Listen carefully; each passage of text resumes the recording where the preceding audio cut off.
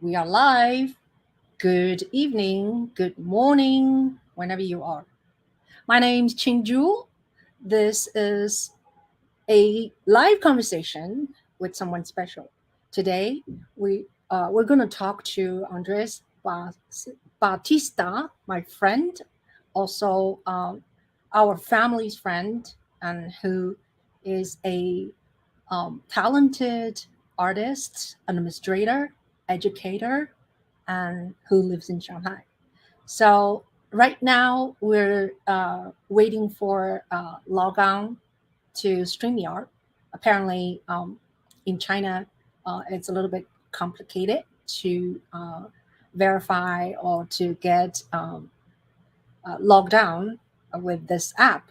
And yeah, so thank you guys for joining me, and I really appreciate you.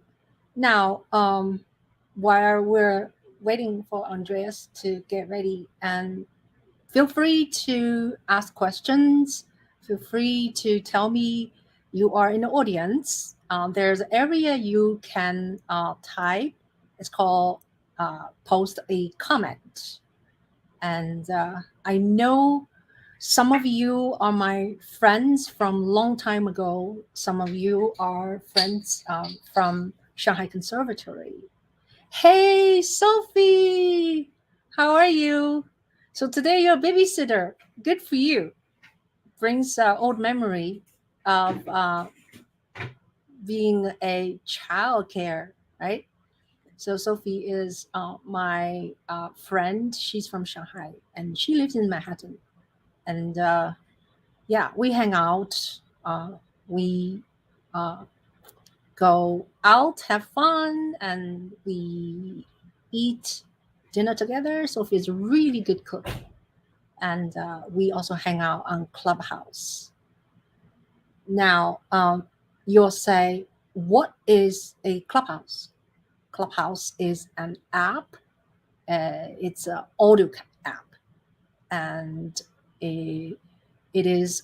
It's like a imagining. It's like a university when you go into this hallway, and you can peek. Oh, Andres is here. You can peek, and then you decide which room you want to go in. You can go into philosophy room, or you can. I see, uh, she she Anne is here. Is that you, Andres? Oh, you're there. Right.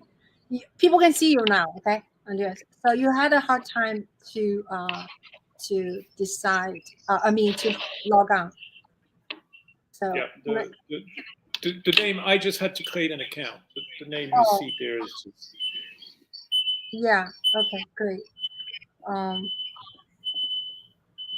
is it okay if I type your name there? yeah, go ahead. Oh, okay. Okay. So this is kind of stressful. And I hear a little bit echo. So if it's too much, then if you have another device, oh yeah, I'm gonna hang up the phone now because when our phone is I was talking to you on WeChat, and then it will create this feedback. Yeah. All right. Great. Nice to see you. Long time no see. Long time no see. You. So, how's everything? So, I wanted to introduce you, and I haven't seen you for a while, right? You've been in Shanghai for since Well, since 3 years, and I haven't left China since February 2020. wow, wow, Yeah. yeah, Um, the travel restrictions be started in April 2020, uh huh, and there were periods where they were a bit looser uh huh, and it was a bit easier. uh huh, But now they've become extremely severe, yeah, and it's essentially it's so complicated that people are leaving for whatever reason and remaining stranded outside of the country and are waiting for weeks or months to try to get back. And it's not just the government is not letting them in Yeah. um, because of all their guidelines they have. It's just that there's no flights. The flights keep being canceled. Yeah. So, and I'm not familiar with all the details, and the details keep changing. Yeah. But they had rules like if a flight came in and there were like 3 or 4 positive cases in the flight, Yeah. then the airline company was punished, and the flights were canceled for the following months. Uh-huh. So there's no predictability and reliability as to anybody who leaves and trying to come back. So people do travel back and forth, but it's fraught with risk. The quarantine coming back used to be 2 weeks, and now it's been moved, and then 1 week at home. Now it's been moved to 3 weeks in the hotel. You need to do 2 PCR tests before leaving. You need to self quarantine at home 7 days before leaving. You need to start contacting the consulate. The consulate gives you a code which lets you board the plane. The consulates have different rules. You cannot transit. You can only leave from your country of origin. It's all very, very messy. Mm. So if you're going to leave for whatever reason, you're not going to have a good time outside because you don't know um, what the situation is in trying to get back. So what most people are saying now that are here, that are talking about leaving, Mm. is when we leave for good. Mm. Or when we leave, it's that things have changed. Will things change? It's anybody's guess. Mm. I think if there's anything that characterizes how people feel, and that's expats and local alike right Influencing. now, Mm. it's just a lot of sadness. Yeah. Because the situation is in a way that it doesn't have to be. Mm-hmm. It's really pointless. Mm-hmm. It's taking a hammer to kill a fly, Mm-hmm. and nobody sees the end of it. Nobody really sees uh, the strategy. It's just PCR test after PCR test after PCR test after Mm. PCR test. Yeah. The days where you don't have a PCR test, you do an antigen test.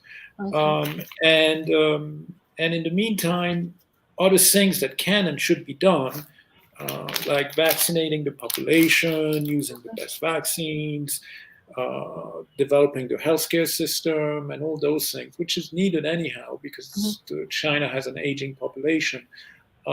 Those things are not being done. Yeah. So And how's your situation, like a food or supply? that's all fine. that's not the problem. Yeah. The problem is, Mm-hmm. I mean, and that's for me. I mean, I have a comfortable apartment. I mean, it's Uh-huh. airy. Yeah. Food I have plenty. I stockpiled. I kind of wanted to be kind of in control of the situation, and I had stockpiled already a lot of food since 2020, Right. because already in 2020 they had closed a few cities down. So I had cans and pasta and I live alone, so I have, every time I go to the supermarket, I just buy in bulk. So I had plenty of soap and plenty of paper and plenty of everything. My supplies are fine, Yeah. and the place is relatively comfortable. For the first month, we were not allowed to leave our apartments, and that is stressful. But now we are allowed to walk around in the compound. So I go jogging in the compound. The compound is not big, but it's not very small either. So I can do 20 loops, and I managed to put in 6 miles. Mm-hmm. And so I get some exercise now, which is good. And physically and materially, it's just blah. It's just, I try to keep a routine. On weekends, I'll watch a movie and I'll work less. but what's really draining and what has everybody, and everybody, there's no exception. Everybody's in the same boat here. Mm. There's no foreigners versus local people, and there's no Shanghainese people versus people from the provinces. It's like we don't understand. Mm. We become numb. We now in day 45 of this, but it started mid March, and they did a first quarantine. They said it was going to be only 2 days, and it lasted 6 days. Then they released us for a few days, but they had already closed the restaurants. And then they started the real lockdown end of March, early April. And they said it will last 5 days, and we'll do 2 rounds of PCR tests, and then we'll put everybody out. Mm. And it hasn't stopped. And they set up all these rules for themselves, saying, well, if there's no cases in the compound, we'll let you go out in the street and all that. But these rules have not been followed. Mm. And there's no clear guideline. There's nothing that's reliable. So people, I mean, at some point about 2 weeks ago, I just blanked out from the news. I mean, I just don't follow anything, and I don't pay attention really to anything. In the beginning, we used to do PCR tests, and we would be on our phones in the evening to see the results coming out. And now I don't even do that, because I'm like, well, if I'm positive, I'm going to get a call and somebody's going to tell me, pack your bags. Mm. So if you're positive, they automatically put you in a centralized quarantine. There's absolutely no exceptions. Do you And know in the beginning, anybody? Do you know anybody? we know a few people, and it's funny because I know one person personally who got into quarantine, and they were actually put in a hotel, and no reason was given. So he was with his girlfriend actually in a hotel room. So they had their own bathroom and their own shower, and they stayed there for 10 days, and then they told them, pack your bags and go back home. I do know people that I've seen through social media, and people in my compound here, that have gone to the centralized quarantines, and they kind of a scene from a horror show, and people are terrified to be put into them. And I don't know if it's possible. I don't know. I'm just speculating that informally they've just decided that they're putting the foreigners in hotels because they're just afraid of the bad publicity. I don't know that. I can't confirm that. It's possible. The quarantine centers are these huge, they've requisitioned these huge convention halls and exhibition spaces, which they have many of around here. And there's just this enormous room with, 1,000 beds, 2,000 beds. The lights are on 24 hours. There's no privacy. There's no nothing. There's not even showers because it's a convention center. The toilets apparently are barely cleaned, and food gets distributed directly in, in an airplane, food trays, and you have all these attendants wearing these whole, cosmonaut suits, all dressed in white, called the big whites in Chinese, Mm-hmm. taking care of you. And I guess you tested regularly, and at some point somebody tells you, well, now you can leave. But there's no real central management. What was really horrendous and what was extremely criticized in the beginning was that they would separate parents and children. And so if the parent was positive and the children were not, they would put them in different places. And they did this with toddlers. And you have on social media clips of kids that are 2 years old, 3 years old, just screaming at the top of their lungs in cribs, and there's nobody around. And the consulates got very involved and protested this and complained, but the government said, don't even think of complaining. We're not listening, and don't question us, and don't challenge us, and this is medicine, and we're saving our people, and who are you to tell us anything? And so that's one of the things why people are kind of numb and drained out right now is that the government at all levels have said, we don't want to hear your complaints. You just shut up. Mm. And and when people make reasonable recommendations, well, let people do their quarantine at home. Let the country import. Now, everybody knows right now that the Chinese vaccines are not as efficacious as the Pfizer, Moderna, the other ones. Import the better vaccines. Develop your healthcare system. And they're like, we don't want to hear what you have to say. It's like, we do this, it's zero COVID, and don't challenge us, don't question us. And if you question us or you're challenging us, all sorts of bad things are going to happen to you. Yeah. So, and that's why people are like, and I think it's harder. And so there's a very big exodus right now of foreigners. People are leaving. People are Mm. clearly leaving, and people are fed up. And you can leave. It's difficult, but you can leave. Mm. There's a whole arrangement. The flights are down to something like 2% of what they used to be. So there's a few flights out to various destinations. Mm. And the biggest problem is you need to get to the airport. So you Mm. need to get special permits. You need to find special cars. You need to do another round of PCR tests. Not that it matters because you do them nearly daily. And you need to, once you get to the airport, you arrive at the airport and it's empty and deserted because there's really no flights and all the shops and all the stores are closed. So you have to bring your own food and you just have to wait. Yeah. And if the flight is delayed or canceled, you're stuck at the airport because the compound will not allow you back in. No taxi. Yeah, and there's no taxis. So they used to have all public transportation shut down. So they used to have kind of these specialized limousines with a special permit, and it would cost you. I mean, if the taxi would cost you $20, the special limousine would cost you 150. So people were screaming, but whatever, you're getting out. Mm. And then they've stopped that now too, and you're not allowed to do that now. So certain districts have a special car service. It all depends on where you live. And if you have a friend, for example, that had a car, he or she could drive you. But then when they come back, they have to do a 14-day quarantine at home. Oh my God.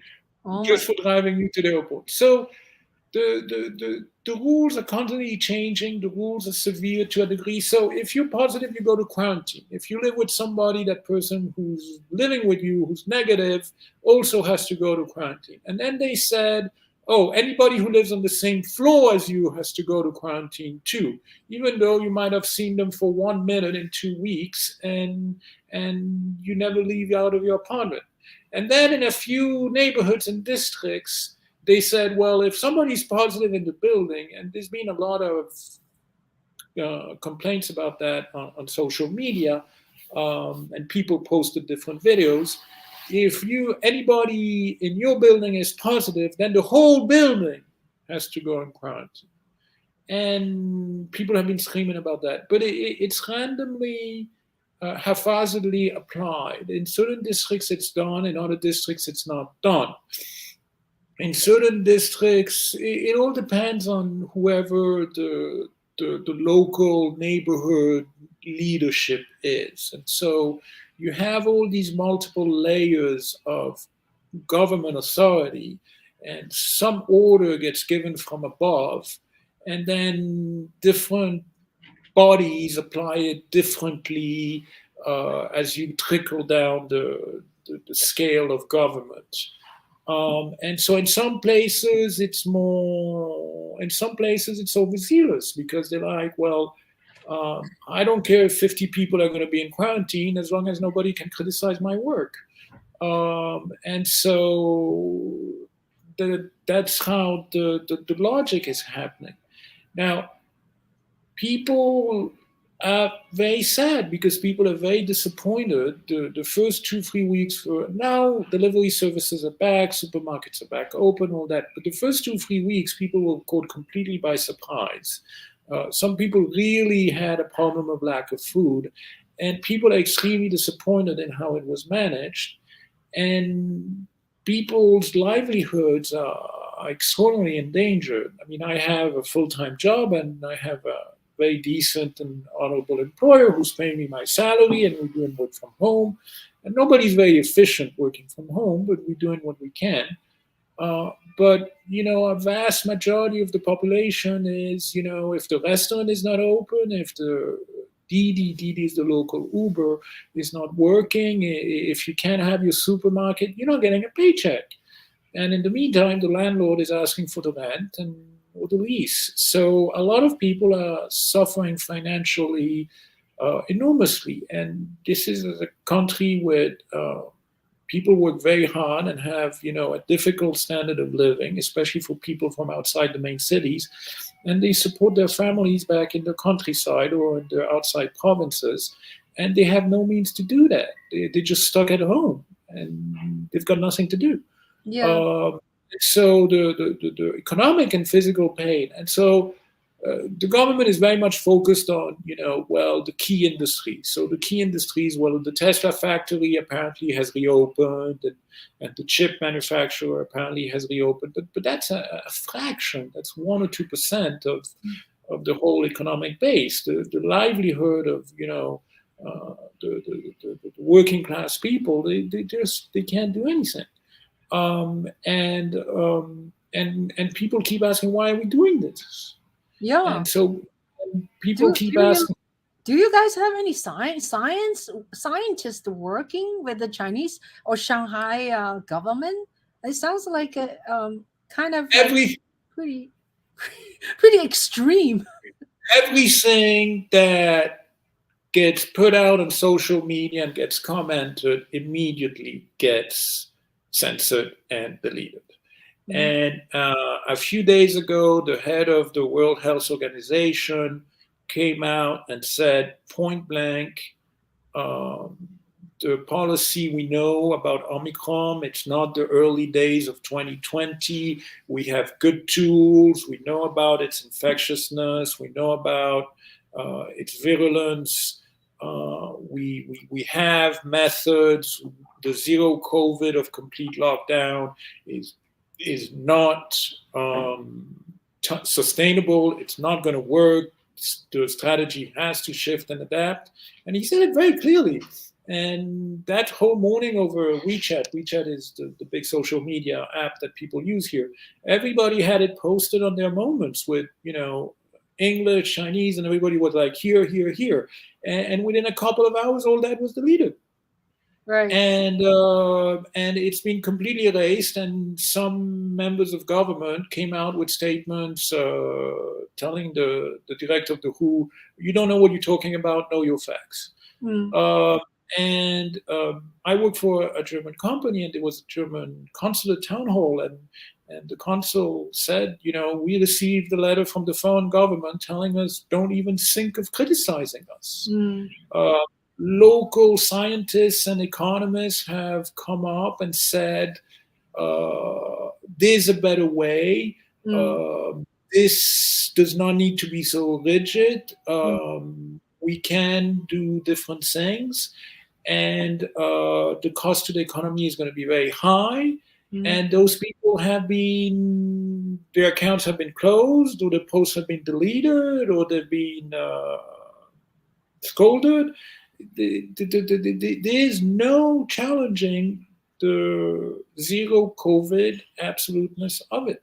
This is it. I've seen some very vivid and disturbing videos, like for instance, a 白大是吧？白大 who tried to give a lady what do you call it? Doing like a test with, Yeah, test. Yeah. yeah, and then the lady was like she really resisted, right? She Yeah. she was like not give a damn. So Yeah. it was pretty almost like they want to arrest her or something. So Sophie has a question for you. Our audience here, thank you guys for watching Tech for Your Needs. Ching Juhl is there. Shang Juhl was there earlier. Sophie, Gigi, my other friends. And so Sophie asked you, would love to know if Andres is considering leaving Shanghai permanently after this. So Okay, so Me and everyone else is thinking that, and it's a difficult question to ask you. And the answer simply is no, but I'm taking it day by day. And I'm ready to shift gears any day. Uh, a lot of people like me have come here many years ago, have attachments here, roots. I mean, my wife is Chinese, my daughter is Chinese. We've grown fond of this place for many reasons. We're not completely naive about what we have to deal with here, and we make some compromises, and we are relatively realistic about the situation. But we've put in a lot of emotional energy, a lot of commitment. We have a network, we know people. Uh, at a very practical sense, I've studied Chinese for many years, and it's a huge time consuming. Oh, they want you to go to Hesan. I'm posing you because they're calling us for the test. It's Um, 8:30 in the morning. it's 8:30, and they do it. So they do in building one. I have about 10 minutes, and then I'll have to go down for 10 minutes. So I don't know how you want to manage this. Okay. What happened if you don't go? So it's a good question. To finish the answer quickly, that was answered. The studying Chinese is a huge commitment, and so people have made huge commitments here, and they don't want to leave, and they have to pack up and go, and it's putting a lot of things that they've worked many years on the side and for really no purpose. But at the end of the day, it's becoming untenable, and it doesn't make sense to stay here for many people. And also, you do feel, and it's sad to say, that the policy opened up in the 80s and the 90s and the turn of the millennium, and foreigners were welcome and the know how, and there was a certain receptiveness and openness of mind. But now this is changing. There's a sense that, oh, we, China, have arrived, we've made it, and we don't need you guys anymore. And it is very this in within the culture, and this is historical, and it has a lot to do with the history of the 20th century and the 19th century. There's a very ambivalent relationship with foreigners and foreign culture, and people are very sensitive of their interaction with foreigners, and especially that's one of the reasons why they're telling people, don't tell us what to do. We're not going to listen to you, and we don't want to hear you, and we resent it. Um, so. Um, so that's the situation. The PCR test, there's people who are protesting it now, and there's people who are not going and not doing it. I think it's a bit counter-defeative because if you do decide not to do it, they could perfectly well say, okay, if the building doesn't want to do it, and if people don't want to do it in the building, we just keep you locked down. How do you have to do Uh, this every day, Andreas? You have It depends. There's no pattern to it. We have been during April. We were doing it every day, and then it calmed down towards the end of April. Now it's starting to be kind of every other day or every 3 days. If we don't do it every day or every other day, we have to do, and I can show you something we need to do. No, I'll show you that. I wouldn't show you that. We have to do antigen tests at home, and they give you all that for free. I was going to show you, but I decided preferably not. But you have a QR code on your phone, so you have to have your phone all the time, and there's a special QR code on your phone that you scan, and that keeps track of everybody who's been doing the PCR test and when, and all your results are posted online. It's all done through Alipay. And so it's reached a point here, and we all joke about this, that they might as well implant a chip in our skull because you just can't live without the phone, and you just can't do anything without the phone technology. And if your phone breaks down, you're stuck. You can't go anywhere. And so you have this QR code, and now it's black for everybody. The QR code, the health code, it's black for everybody because nobody's supposed to leave their compounds. But once you are able to move around, there's three colors: green, orange, and red, and you have to flash that everywhere, and you have to scan that everywhere. So yes, the government is keeping track of you absolutely everywhere and in everything. And China has really developed and has gotten extremely good at massive big data. So tell us, And yeah, tell us a little bit about yourself. Why at the beginning you went to Shanghai? Like Well, I give had been working. Actually, I mean, it's very practical, to be honest. uh-huh. I had been living here for 12 years, since 2006 to 2017, and I had been working here, and I had a certain network of professional contacts and expertise and experience and skills. And then I went back to New York, and I was looking for new employment similar in New York, but I had been away for a long time, so it was hard for me to find something attractive. And my old contacts here said, "Well, we have something for you. Why don't you come back?" It was as simple as that, and so I decided to come back. I wasn't too comfortable about it because my family was in New York, but the work was there, and I felt I could travel, and it would only be for 2 years before my daughter goes to college. And so, for the beginning, since April 2019 till 2020, it was okay. But then is somebody's calling me to go to the PCR test. And so, 不好意思，他们已经交了2号了吗？好的，I'm gonna have to go. Okay. So if you want to try to wait 10 minutes, I can try to. Yeah, I can keep talk my to call. my audience. Yeah, I can talk to Okay. my audience. Okay. Well, Okay. come back. Yeah, I'm gonna just talk solo for 10 minutes. Okay. Okay. Thanks. Be back. So, yeah. Now this is one example of people will be called in any time. 8:30 in the morning. Right now, 8:38 in the morning, or sometimes they call people at midnight or 3 a.m. at any odd hours to go do the CPR, PCR, right? So now I wanted to talk about a little bit about who is Andreas, and Andreas married to my best girlfriend in New York, and my best girlfriend also is my college mate. We went to conservatory, Shanghai Conservatory. So that's the relationship. So we have been knowing each other for a long time since I come to New York. I've been living in New York for like 23 years, 23 years. Yeah. So I hook up with my girlfriend, and yeah, so we've been doing a lot of things together. And we went to, my family went to their wedding in a beautiful island, and so we are very, very close.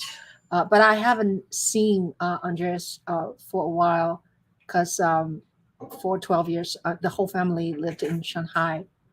And so, yeah. And who is Andres? And he's very, very talented. He's very low key. He gave me a very short biography. He has been living in China, for almost like on and off for 15 years. He's a project manager supporting the development of international school projects in China and East Asia.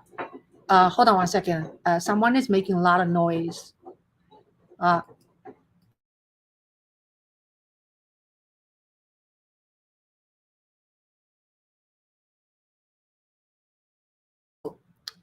Sorry about that.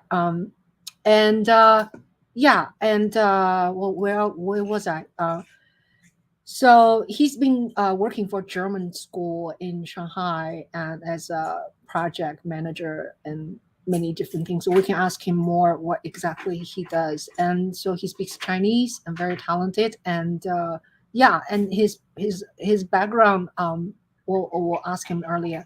I know he has an architect degree from Ivy League school, and also he's very talented, like a hedge fund manager in Shanghai.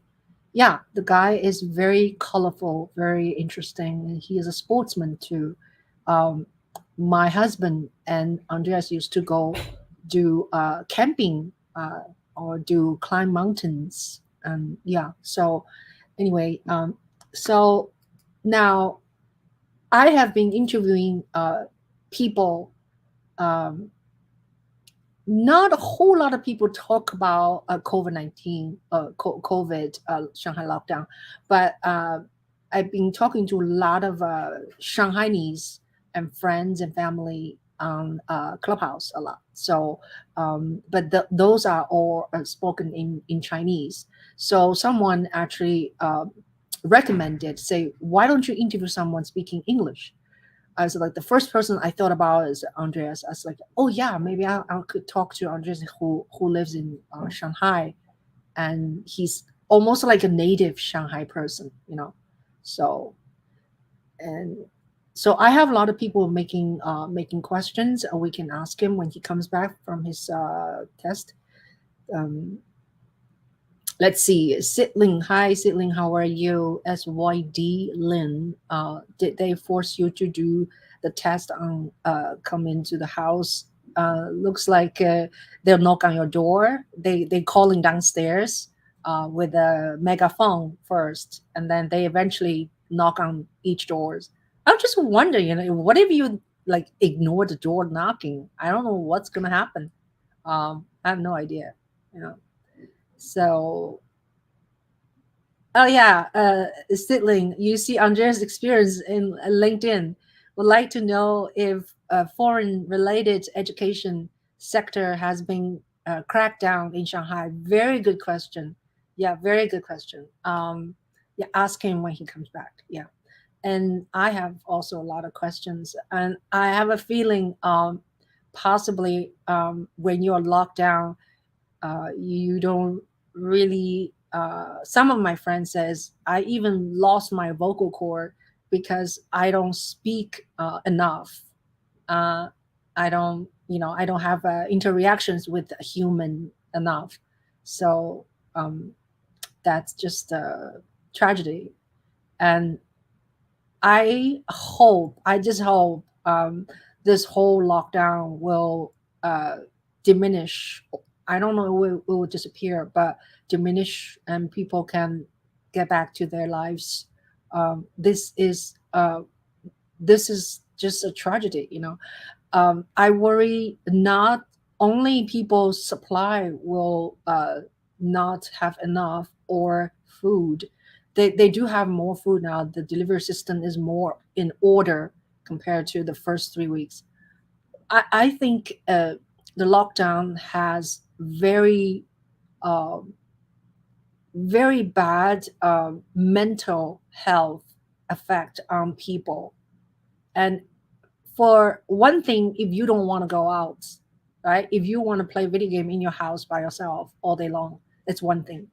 Another thing is you're not allowed to go out, you know, and for this long, it's almost like a prison, like home prison, and this it puts a lot of a toll on people's mental health, I think, and this is one of the, I think, a tragedy about this whole thing. So, anybody have any questions for me? Because I can keep talking, but I'm not in Shanghai. So, in this subject, I I can only tell you a story with my cousin, my very close cousin, who, when I first interviewed her, which is about 4 weeks ago, she's very nervous about what's going to happen. Her daughter was about to give birth. Yeah, her daughter's due date was May like 20, next week, uh, this coming week. So she was very worried about what are you going to do. You don't have transportation. If she's about to give birth, which you don't really know when. You cannot plan when the baby's going to come out, right? The due date is just approximate. Could be early, could be later. So they're so worried about what about transportation, how they go to hospital, if they go to hospital, which hospital they go. And also, when you go to hospital, you have to get this COVID test. But the COVID test is not going to come back until like maybe a day or a few hours. Or now they do it very quickly. So that means you cannot enter the hospital before you have a COVID test. So all of these, it was so worried by her. So eventually they decide, the daughter is a very, she make the decision. They decide she's going to have a cesarean. And so they made appointment with the doctor they really like. And so the baby was born, I think last week. So it's everything is good. So they're able to arrange the car, or arrange, entering, or arrange the test, COVID test. So everything. So yeah, and situation like that, I'm glad that they manage to do that. But in the other hand, I know, or I heard from different sources, either in writing, or in news, or in video, uh, some people like have a chronic disease, diabetes. A person doesn't have enough insulin at home, or people have heart disease, then they could not be taken care of. Ambulance is not coming to you, yeah, because you are not as important as Qingling, as get rid of the virus. So also there's a very kind of disturbing policy to me, to a lot of other Chinese people, is that they want a zero tolerance of the virus, which sound like so scientifically not um, possible, right? Uh, you cannot control virus, can you? I mean, you can control, but may take long time. The price is very high, but in short time, short frame of time, you cannot tingling. You cannot get rid of the virus. It's gonna come.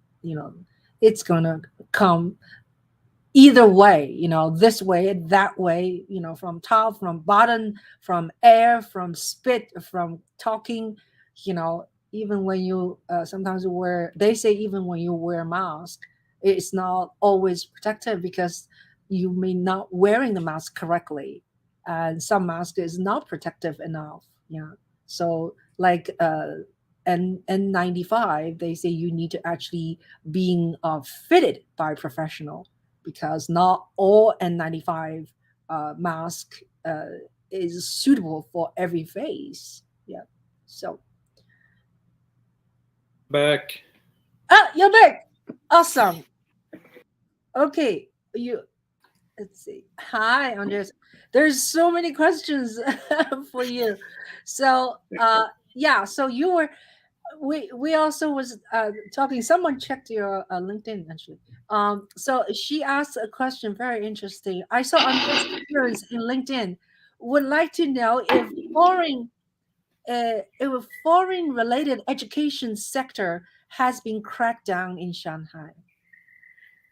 Well, what exactly do you mean by crackdown? The foreign education sector has been for many years in a retreat, in the sense that they're trying to tone it down and limit its presence and influence on the local population. Long story short, there was a big boom of international schools and international education back at the turn of the millennium and the beginning of the first decade, and all that now has been in retreat. There's been increasingly stringent and severe regulatory requirements. Licenses or permits are not being given. If you're a foreigner here, you can go to a foreign school. That's not a problem. And in the foreign school, you can do whatever you want. There was an effort to develop bilingual schools, which are very popular. And if local people could send to their children to the foreign schools, that would be very popular too. All that has been cracked down and is being very restricted. And all that is part of, I would speculate, a general approach that we don't want too much foreign influence and we want to reduce it. There's been, I mean, a few years ago, you could try to open a bilingual school, you could try to open new international schools. Now that's become very difficult, if not impossible. There is, in any case, in existing foreign schools an overcapacity. The Chinese schools that still are bilingual, because there's a few that aren't, they have permits and the permits are not being canceled, are extremely regulated, and the curriculum is checked and supervised, and the government is involved every step of the way. And just a few days ago, the Shanghai Education Commission, just to give you an example, announced that English requirements would be again reduced. You would start studying it later. You would have less of a chance to study it. And they were adding Russian and Japanese. So now you have an opportunity to study Russian, and you have an opportunity to study Japanese. So I would think all this fits into a pattern of we getting too much of this. We want less of it. Yeah. So, as a project manager, development project manager, can you tell us a little bit what exactly like your responsibility? Can you talk about? The title sounds fancier than it is. In big practice, it's just supervising the construction of a project, and schools are complicated projects.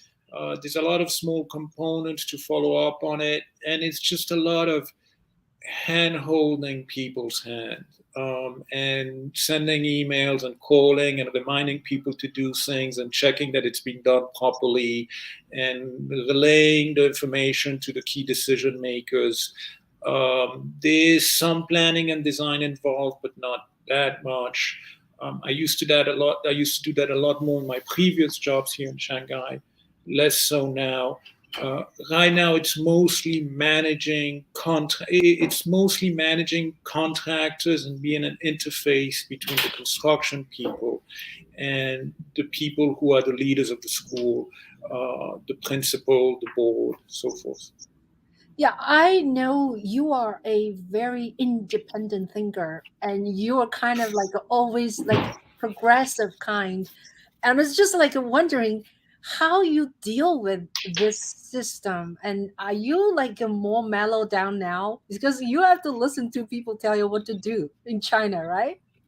No, well, it's not as dramatic as you might think. First, as foreigners, and despite everything, we do live a bit in our own bubble, and so by and large we can, and of course now we can't travel anymore, but by and large, we could come in here with our background, and we would be here, we would work. We traveled quite a lot. We would go outside the country, and all that is fine. In relationship to what you have to deal with, I mean, it's not difficult, because outside of your foreigner bubble, because you're familiar with the culture, you're familiar with the history, and so you are able to kind of shift your mode of perspective. It becomes so you don't have to get upset at all this. Someone that's very dear to me once said something funny. It's like, the system here is top down, so you don't have any expectations. In a way, honestly, it's worse in the US, because you have an expectation that you have a representative government, and the government is manipulating the system, like through gerrymandering and the nomination of Supreme Court justices and all that. And so you have this aspiration that you have a voice, and you're being disenfranchised by a political minority. So it's not proper anywhere. I do have. I mean, I'm quite familiar with the history, and especially the last 2 centuries, and in Rome, do as the Romans do. So you kind of put yourself in this perspective, and you adapt to that. Where it becomes very sad, and that's what I told you at the beginning, is I do have quite a few friends in the local community, and you realize how difficult it is for them and how disappointed they are, and the challenges they have, and especially in this situation, because the government always, for the last 40 years, the expansion and the growth and the technological improvement has been tremendous. So there's always a sense that, the government here was very competent and capable, and even if it had its quirks, it was all business. This clearly in the last 6 weeks is not all business. And the practical things that could really help, like again the vaccinations and vaccinating the older population and using good vaccines, they're not doing. Instead, what they're doing is calling us to do a PCR test every morning. Are there evidence of when older people get vaccinated, they will get into trouble, or they'll die, or they'll get sick? Are there any? There's no specific. There's rumors or comments or whatever, but there's nothing specific. And there's maybe one bad story, but then there's a million vaccinations. So what are you going to judge? There are a million vaccinations on the one bad story. So there's nothing particular. It's a puzzle to everyone why they don't mandate vaccinations. I mean, they're locking down a city of 26 million. They force people in mandatory quarantine, but they cannot demand that people be vaccinated. And they can come and do test the whole population of the city every day or every other day, but they can't go and knock at every door and say, "Here's the needle. Lift your Arm. yeah, and just get it done." So it's puzzling, and then they say, "Oh, the healthcare system is not sufficiently developed to handle the onslaught and the mass of sick people that would happen if you suddenly let the virus go unchecked." But then again, I mean, you come here, and this is a country that builds infrastructure. They build train stations a dime a dozen. They're like the world class masters at building infrastructure, and you live here today, and the change has been dramatic in the last 10 years, and it's very impressive, which is why a lot of people are very sad, because they've done a lot of things very well. I mean, there's a high-speed train network throughout the entire country that's just amazing, and they've done it in 10 years, and they've got something like 15,000 miles.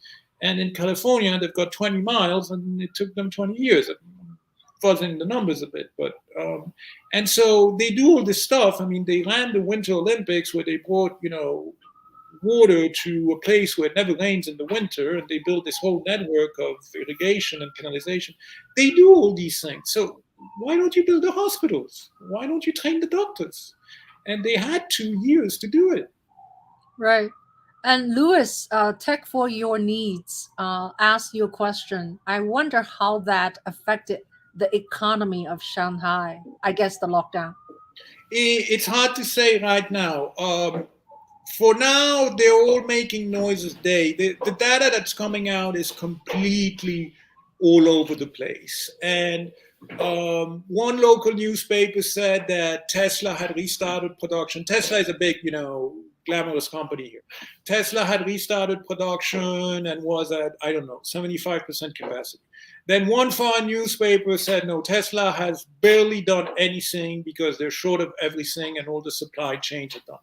The statistics that are coming out right now is, of course, something is hurting, but it doesn't seem, the official statistics, that there's much to it. What is it going to be in the long run? I don't know, but many economists are saying this is going to be disastrous, because what's happening is not that just Shanghai is in a lockdown. Everybody is so terrified of the virus. I mean, there's this massive fear of having one case that every city is closing up. And so if you were going to the province next door to Zhejiang, you couldn't go from Pinggu to Hangzhou without having to do a quarantine. It's like if you want to leave New York and go to Westchester, you have to do a quarantine.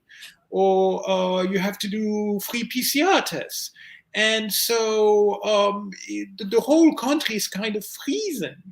And everybody is suspicious of one another. And so all the supply chains and the connections are kind of stuck and are very difficult for them to go through. And people can't travel. Like the immigrant worker who's living in Beijing, feeding her family and running a restaurant. The restaurant is fine, but she can't go back home to see her children. And certain cities are being, again, there's always a risk of certain places being overzealous. And I read reports of cities where they found one contact and 12 million people suddenly, 1.5 million people suddenly, instantaneously at home lockdown. So there's a tendency to overreact, and it's become increasingly difficult within the country to travel and to have exchanges of goods or persons, despite the fact that there's really nothing going on out there. So I think also it affects the education. Like kids are not study in the classroom, right? They're all at home. I mean, I know in America a lot of colleges or high school, they all do Zoom, but Zoom class education is not the same as in person, right? So do your school worry about that kind of a lockdown for students' sake? Everybody is extremely worried about it. Everybody is very frustrated about it. Everybody is very disappointed about it. Everybody is just exhausted. The kids are following these classes. They're not paying attention. It's tiring. The connection is never good. You're not focused in the way you are in a classroom. The parents have to supervise everything. People are on call 24/7. People are sick and tired of it. And especially here where, education is very important. It's very important as a fact of social mobility. Parents are very involved. And working parents are just exhausted with having to do all this. And the teachers are tired of always being online. And the computer is not that productive and effective. And everything is on a screen. It's a mess. It's just a mess. That's too bad. Yeah. So now what how do you personally I know you're a sports person, you like to move a lot, you're never really a sit down person. You used to do camping and climb mountains and so how do you do these days? Like how You don't do anything. I run in my compound. You do what you can do. Yeah. There's nothing to it. The compound is cute. I mean, it's big enough. It's like a dozen buildings. So a loop is like a quarter mile, maybe. Yeah, a quarter mile, a third of a mile. Yeah. And so I do a loop. I go back and forth. There's this whole parking area and class area, and I just go back So and forth. And you are allowed to get out of your building. we are. For the last 2 weeks, we've been allowed. So April till about right after the May Day holiday, we had to stay in our apartments. And then around May 5th, I forget exactly the day, we were allowed to step out in the compound. In theory, based on the guidelines they gave us at the very beginning, we would still be allowed to go. Should be allowed by now to go in the street, but they haven't given us that clearance. And even if you were going to go in the street, they've added a layer in which they've actually isolated different districts of the city, and you're not allowed to go in another district of the city. So if you live on the Upper West Side, you can't go Midtown, and you can't go to the East Side, and you can't go Morningside Heights. And they've actually put barriers in the streets and these police cars, and they make sure people don't move. And the whole public transportation system is completely shut down. Wow. That's just so so sad. I mean, and it's so sad, and this isn't going to take a long time for people to come back to the normal. And so that's the thing. It's going to take a long time. It's not going to be one day, oh, it's open back, everything. Everybody's going to be afraid. Everybody's going to be very cautious. It's going to take a long time. And until there's a general change of strategy and outlook, it's hard not to see this starting again. Right. Do you I guess that's a silly question. Do you regret you went to Shanghai? No, it's not a silly question. You make the choices and the decisions you can at the time you can, based on the information that you have available. And so at that time, you triangulate or you optimize or whatever it is, and the decision seemed like the most appropriate and the better one. And then you find yourself here, and it's just It's just how things go. And you kind of me and most other people, as I said, to see my repeat is sadness, and the feeling we have is more not sadness but grief of something that has disappeared and is gone and won't come back. But emotionally, we cope with it pretty okay. I mean, it's like we accept that we came here and this is how things are, and it's kind of it's a force of nature. It's a disease that people can't predict, and you expect that the government and the people react in a certain way. So all that is emotionally kind of acceptable. It's just you realize that they picked a certain strategy and the strategy has consequences, and now we're all going to have to live with them. Right. Do you mind talk about a little bit about yourself, your background? Like Uh, you have a very interesting background. well, barely. And the funny thing about coming here is that everybody that's here has a very interesting background because especially within the expat community, and you meet all these people who grow up speaking 4 or 5 languages Yeah, you speak fluently. what? How many? And Sorry? so I feel very embarrassed, and I don't like to talk about it much because after many years here, my Chinese is still terrible. 是吗？And 怎 yeah, 么是的，说两句？呃现在不要了，谢谢。说中文头痛。And it's very difficult for me. And I spend hours studying it, and I progress, but very slowly. And I like it. I think it's a very beautiful language, and it's a very interesting language. And I'm fond of saying, which is a little fact that people kind of miss, it's the only remaining language in the world that's logographic. All other languages are phonetic. And it's one of particularly in which China is so unique and so special. And it's fascinating because I actually read and write better than I speak. And so when you study the characters, there's this whole etymology in the character linked to the root of the character and the sound and the meaning. And once you become familiar with a few, you start kind of guessing the meaning of certain characters. And it's interesting because in the characters, you discover this extremely deep and ancient connection to the old agricultural society that started the whole China, because there's all these references to water and food and fields and growing and all these characters. So it's a very beautiful language, a very interesting language, and a lot of people come here, a lot of expats come here and love it and feel very comfortable. And granted, it's because again we live a bit in a bubble. We do live in a bubble, and we don't have to deal with a lot of the hardships that the Chinese people have to deal with, and we can always catch a plane and go home for the summer and so forth. And now all that's gone because now we kind of have to deal with the hardships as much as everyone else, and we can't catch a plane to go back in the summer. Yeah.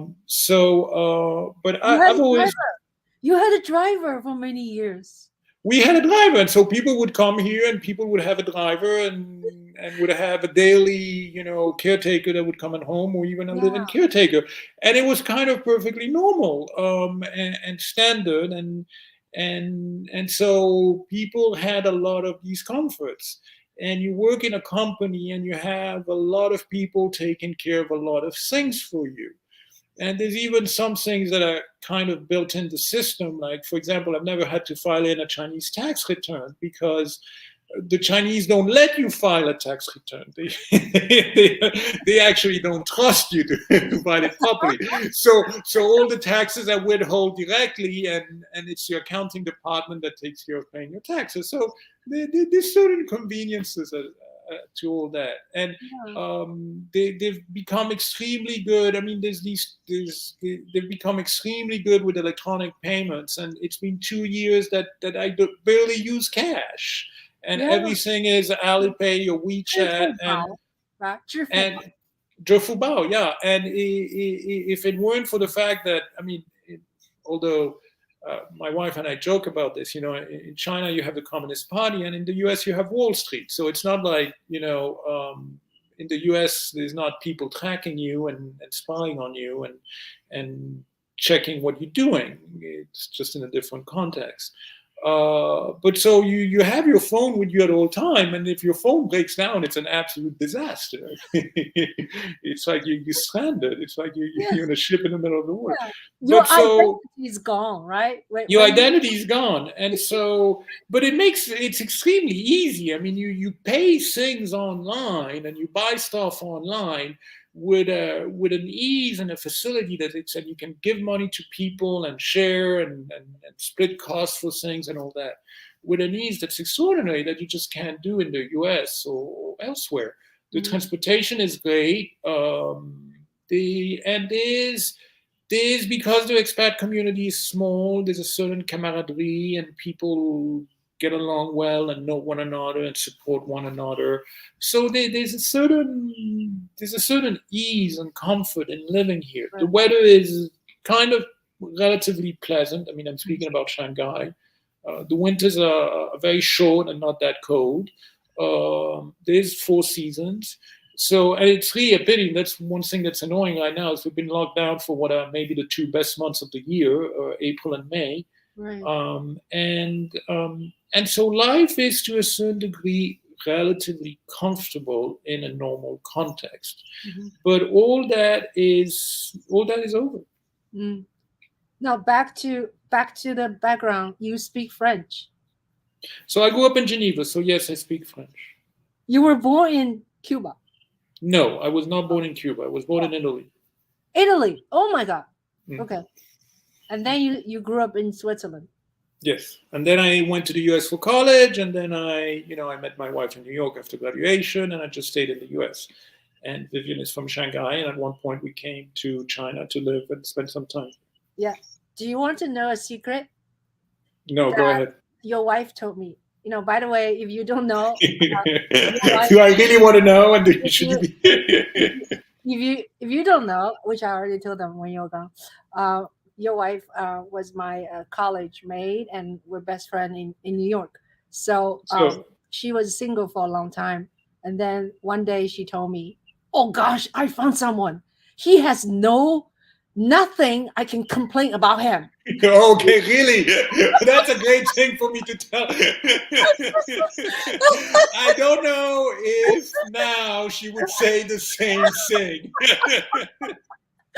Anyway, that's a secret. I don't think she would say that now. I don't think she would say that now. Very sweet. So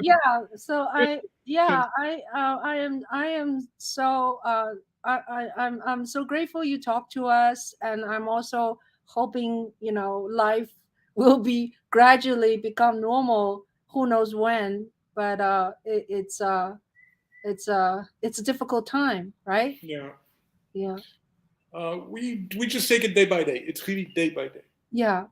We don't make any more plans, and we learn. And in this sense, the experience is a good one. You learn to focus on what you can control. Right. What do you miss the most? Like 3 things. Right now, because of the lockdown. Well, I miss my family the most, and I miss going out and just playing outside, and those 2 things really. Yeah. Are you able to communicate with other people, like your friend, or do you guys like talk on the phone, or what? We do, and we all spend way too much time communicating, and it's more out of a habit, and just to be in touch. And it's not like there's anything to add, because none of us know when we're going out. All of us know what our daily routines are. It's like, what did you do today? Oh, I baked, or I watched TV, or okay, you've been baking for the last 3 weeks. You've been watching TV for the last 5 weeks. So everybody has their routines, and we communicate just to be in touch, but there's nothing. It's kind of sad, because in a way you've completely cut yourself off from everyone else. Because you can talk, yeah, everybody can talk on WeChat and exchange, but there's nothing to say except I'm at home and I'm going Wolfongler. 要疯掉了 yeah Yeah, 疯掉了. yeah yeah wow so can I ask you a question? How do you feel about being a father? Did it change you? Well, yeah, of course, and it's fantastic. Your Yeah. daughter is so outstanding. Yeah. So we're not going to talk about children right now, Yeah, but no, let's not talk about children. she's an older teenager now. Yeah. Yeah. But yeah, it's fantastic, and I miss her atrociously. Yeah. You and your wife did a really great Yeah. job. Yeah, great job. So yeah. Anyway, I think we talked a lot.